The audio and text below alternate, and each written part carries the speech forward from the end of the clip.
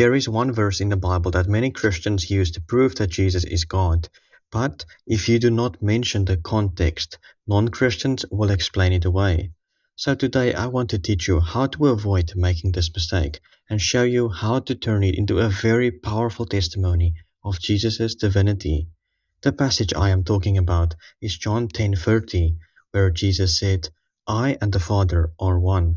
If you only quote that, many people will try to explain it away by saying that the being one can mean something else. So how do we know that the being one spoken of is in reference to Jesus sharing the same divine essence as the Father? You have to look at the verses before this. Verses 27 to 28, Jesus says that, "My sheep hear my voice, and I know them, and they follow me. I give them eternal life, and they will never perish, and no one will snatch them out of my hand." Jesus gives people eternal life, and no one will be snatched out of his hand.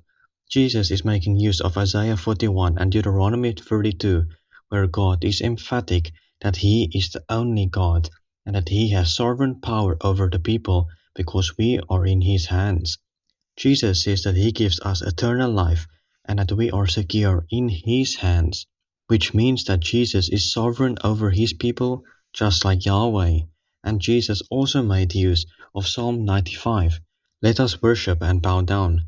Let us kneel before the Lord our Maker, for he is our God, and we are the people of his pasture, and the sheep of his hand today if you hear his voice." People kneel before Yahweh our God. We are the people of his pasture, the sheep of his hand, and we have to hear Yahweh's voice. And yet, according to Jesus, we are Jesus' sheep. We have to hear his voice and we are in his hands. Jesus is using the Old Testament psalm about Yahweh and applying it to himself.